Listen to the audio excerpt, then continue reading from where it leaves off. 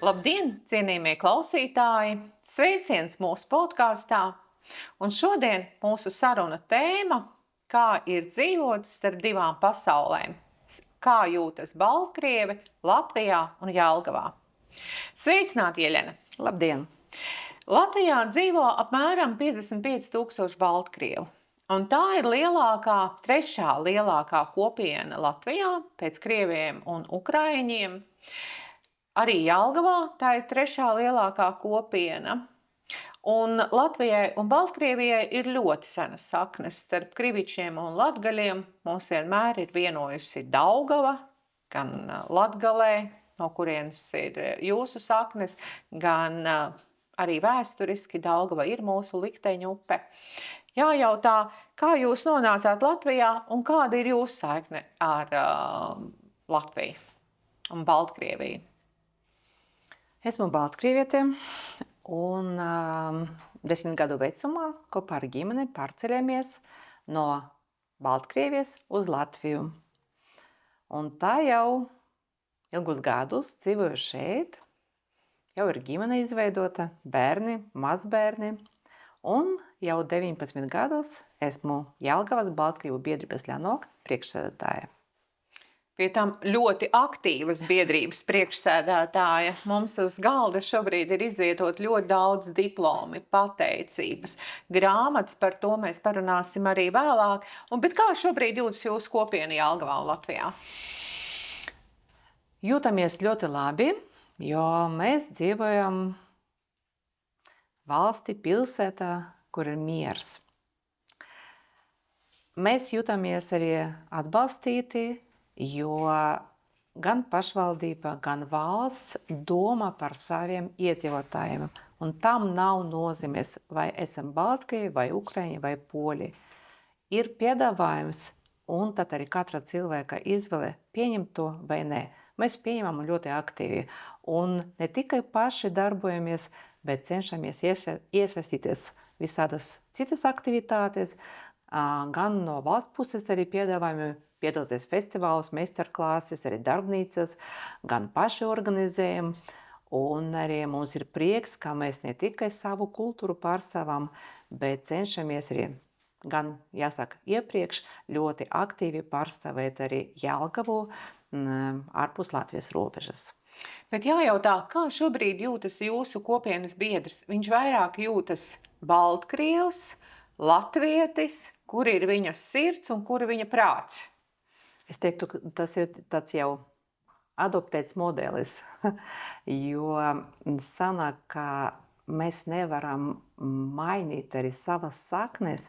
Mums ir vecāki, vecvecāki tie paši, kuri viņi ir. Tā ir nemaināma daļa, un tad mēs esam baltkrievi, bet, protams, dzīvojam latviskā vidē. Pārsvarā visi jau runā latviski, ir Latvijas pilsoņi. Līdz ar to mēs esam ar tādām stipram ģimenes tradīcijām, baltkrievu tradīcijām, esam Latvijas aktīvi pilsoņi. Tas, ko arī minējāt par to, ka ar baltkrievu saknēm un mūsu kopienā, mūsu pilsētā, mūsu valstī jūs prezentējat baltkrievu kultūru.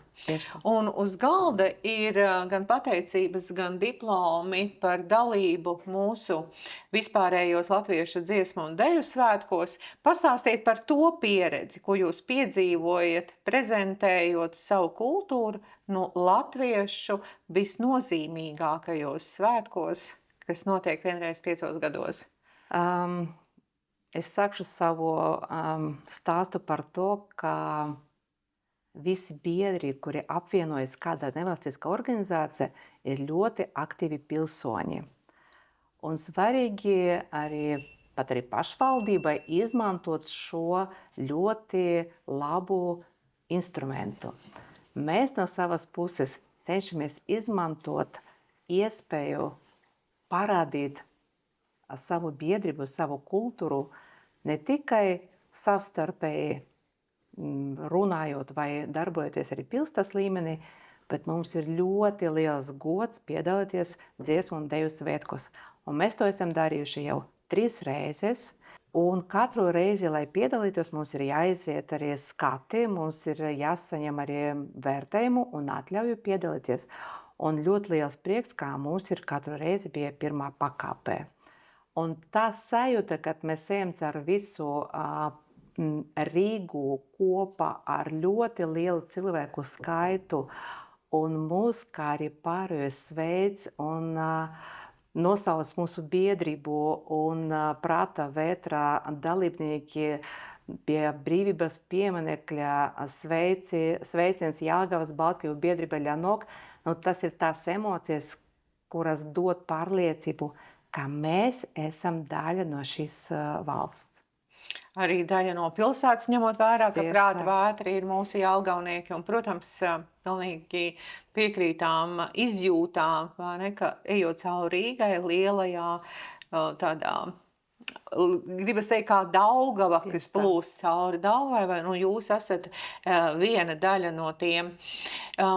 Atgriežoties vēl pie jūsu lielajām aktivitātēm, es domāju, ka jelgavnieki zina Baltkrievu dzejnieku Vaclavu Gerajevski, kurš ir izdevis gan grāmatu un ne tikai pats savu grāmatu, bet viņš arī aktīvi līdzdarbojas Jelgavas dzejnieku kopā un ir arī mūsu ikgadējā krājumā Zemgales Vācelīte ar savu dzeju par Jelgavu. Un jāatzīst, ka viņa dzeja ir ļoti patriotiska, lokāli patriotiska, ar mīlestību pret Jelgavu, ar mīlestību Latviju un ar sirdī arī pret savu dzimto zemi Baltkrieviju.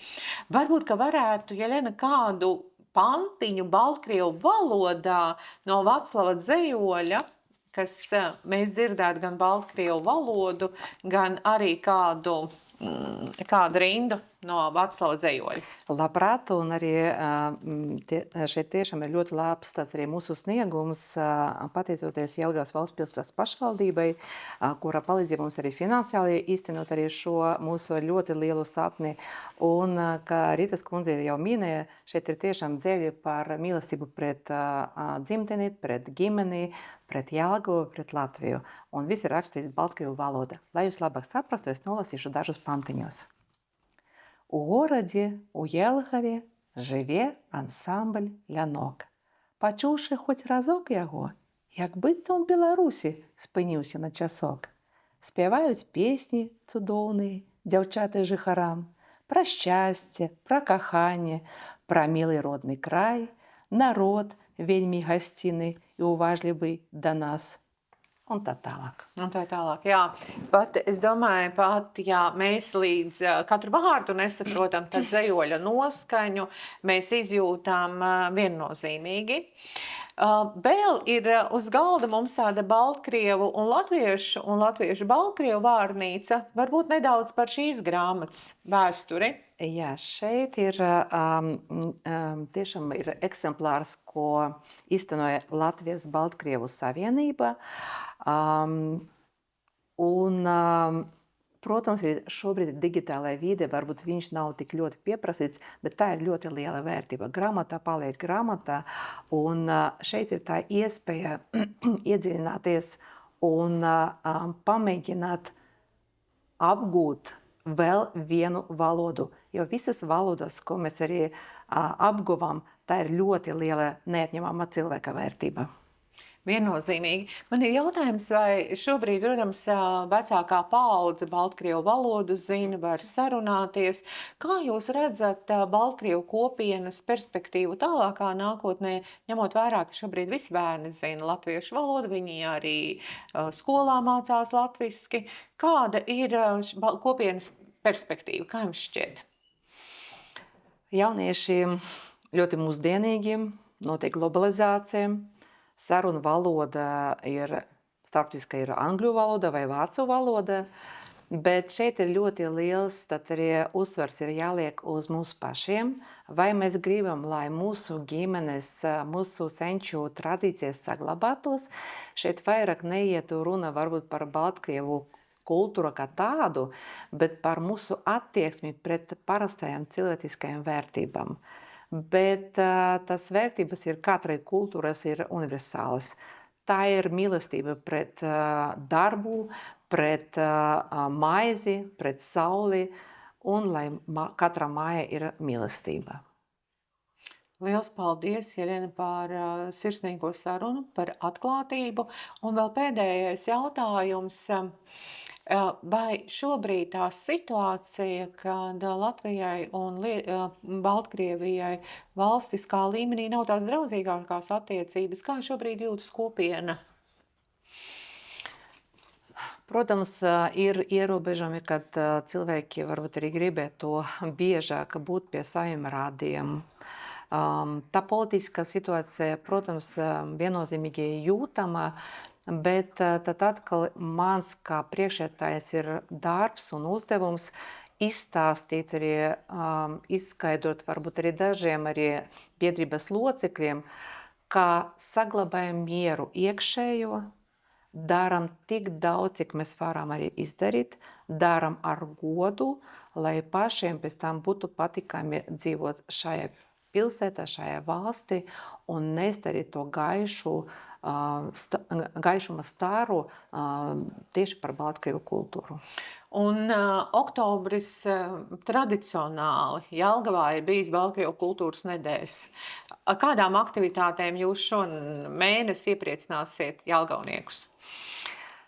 Varbūt arī ne tik aktīvi, kā mēs bijām iepriekš, jo potenciāls un resursi varbūt arī neļauj tik daudz mums arī piedāvāt arī jelgavniekiem aktivitātes, bet viennozīmīgi mēs arī turpinām gatavoties gan nākamajiem dziesmu un deju svētkiem, gan arī gatavojam noslēguma koncertu, kas tūlīt arī būs arī šo sestdienu.